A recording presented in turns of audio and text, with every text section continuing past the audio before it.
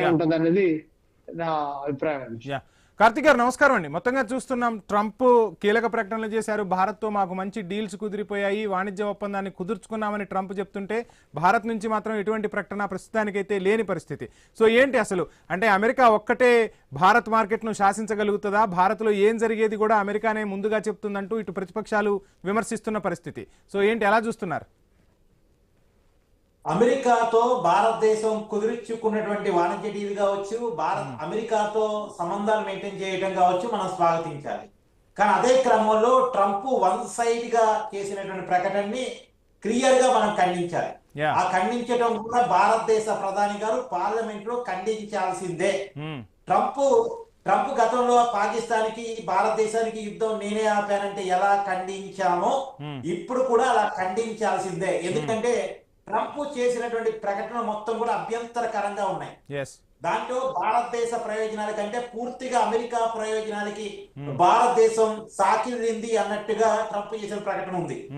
America ఉత్పత్తులన్నీ భారతదేశంలో అమ్ముకుంటారు, భారతదేశ మార్కెట్ ని అమెరికా క్యాప్చర్ చేస్తుంది, అమెరికా వస్తువుల మీద భారతదేశం సుంకాలేదు, అమెరికా దగ్గర వెనుజులా దగ్గర చమురు కొనటం కోసం రష్యాని మనం వదులుకుంటామంట. ఇవన్నీ కూడా పూర్తిగా అభ్యంతరకరం. అసలు అమెరికా ఎవరండి?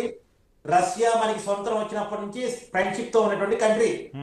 ఇలా అమెరికా కోసం రష్యాని మనం వదులుకుంటామా?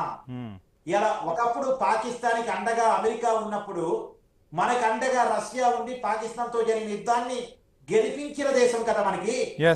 అందుకనే సిద్ధాంతాలు వేరైనా, రాద్ధాంతాలు వేరైనా, పరిస్థితులు మారిపోయినా రష్యాతో మనకున్న ఫ్రెండ్షిప్ చెక్కు చెదరంది.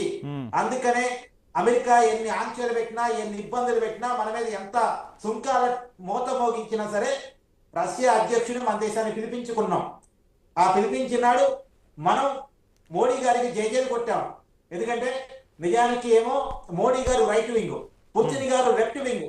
అయినప్పటికీ ఆ సిద్ధాంతాలు కాదు, దేశాల మధ్య ఉండేటువంటి ఫ్రెండ్షిప్పే అని చెప్పినాడు. మనం అది దేశం అంటే అలా ఉండాలి అనుకున్నాం. ఒకనాడు అమెరికా బెదిరించినాడు. మన శత్రువు అయినప్పటికీ కూడా చైనా వెళ్ళి, అంటే చైనాతో మనకి బోర్డర్ ఇష్యూస్ ఉన్నాయి.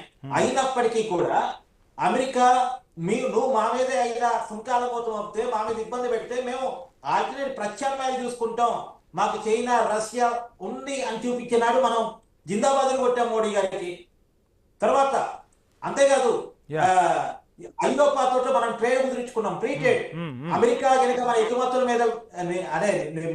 మీద ఇబ్బందులు పెట్టే ప్రయత్నం చేస్తే మాకు వేరే కంట్రీస్ ఉన్నాయి మన ఎగుమతులు చేసుకోవడానికి. అసలు మేము ఎగుమతుల మీద ఇంకో విషయం కూడా అండి, అసలు భారతదేశం ఎగుమతుల మీద ఆధారపడే దేశం కాదు. ప్లీజ్ కంక్లూడ్ చేయండి.